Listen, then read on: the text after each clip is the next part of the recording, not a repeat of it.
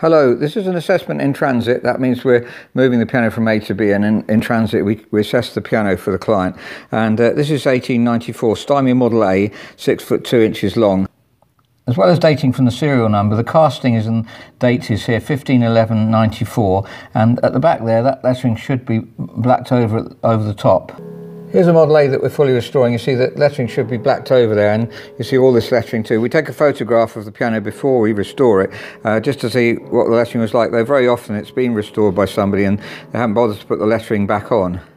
Now we try to do the work as authentically as possible, so we photograph the badge too. This is the decal, and put the same one back on. We can get those, they're supplied to the trade, and also if there's any soundboard cracks, we'll fill those with shims.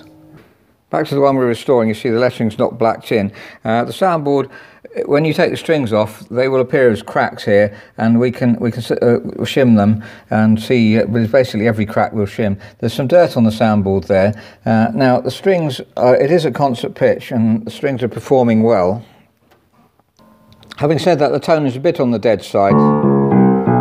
This was restored a long time ago. I'm not quite sure exactly when, but certainly over 40 years ago. And if we listen to one that we've restrung, here's a stock piano that's been restrung. You hear the very rich sound. These older Steinways have a much richer sound than modern piano. So here's the one that we've come in for assessment. There's not a huge difference in it, but it would be nice to restring it. Strings also very, very rusty. Certainly we should clean them and clean underneath on the soundboard too. So there's no decal here. They've taken it off and not put another one on. Now the keys here, they've been taken off and stuck back on. There's obviously come off and had to be stuck back on. Now that line is far too strong really, and in fact on one of these keys, the front's actually going underneath the back. I'm not quite sure how that happened. And there's one or two where there's a definite gap between front and back. Here's Bluthner here that we have in stock. Hasn't had to have any of the ivories stuck back on. They've never come off. Another stock piano here, a Wellmart, and that has come off, that one, but you won't get the line any better than that, or possibly a little bit. There's one there that's very slightly better, but they're the same height and there's no gap. The piano could certainly benefit from polishing. There's a difference in colour between what's been hidden from view and this bit here that's been exposed, and also it's very scratched. Here's an 1898 Model A stock piano, one that we have in stock. You can see it's been fully repolished, and the colour matches. Oh, look at the beautiful rosewood. This one also has the original legs and lyre, which are turned. So here's the piano we're assessing. It's had the legs and lyre changed, so they're now square tapered legs and a square tapered lyre. And tastefully done. It was often done with Steinway. It would also have had a fretted music desk like this originally. And it's been replaced. So again, very tastefully. It's very commonly done. There's a beautiful veneer on the fall here.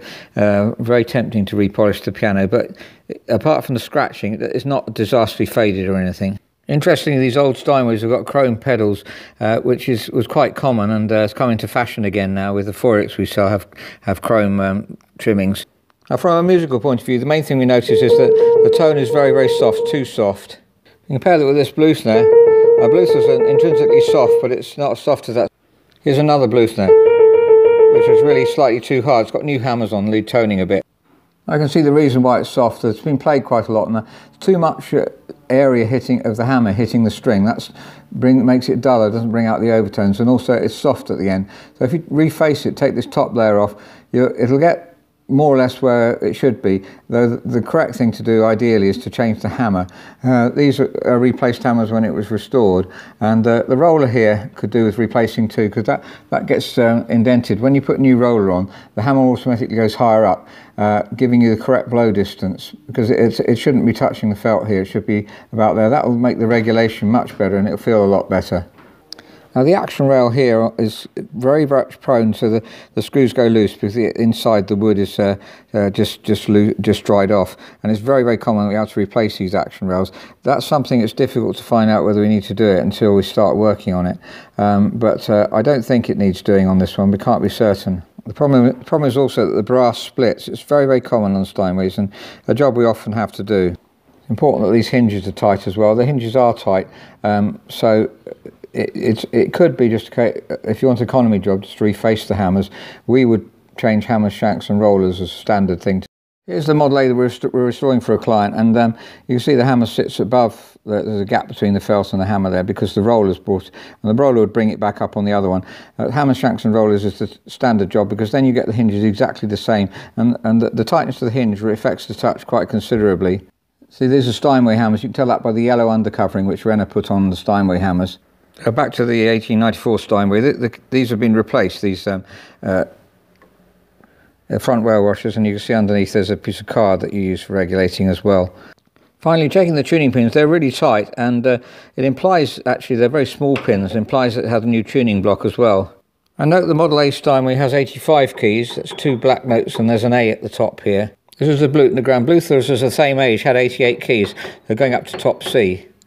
The main work from a musical point of view is that the hammers are too soft and it needs regulating. Compare that to this Bluthner piano. You can see the difference in... So that's a Model A Steinway Grand, assessment in transit, 6 foot 2 inches long, 1894. Really the most common age for Steinway Grand and uprights in the UK is 1890 to 1900. They're the most abundant. And the tone, they're really tremendously good tone pianos, and if the action's regulated well and the hammers are refaced on this one, then it's a superb instrument. 85 keys, so if you want an 88 key keyboard, then you obviously wouldn't want this piano, but 85 keys is really, you can play everything that you have for exams on an 85 key keyboard, and so tremendous potential. Bass already sounds nice and rich. If we were to restring the piano, it would be improved slightly. The very rusty strings certainly need cleaning. So thank you very much for listening.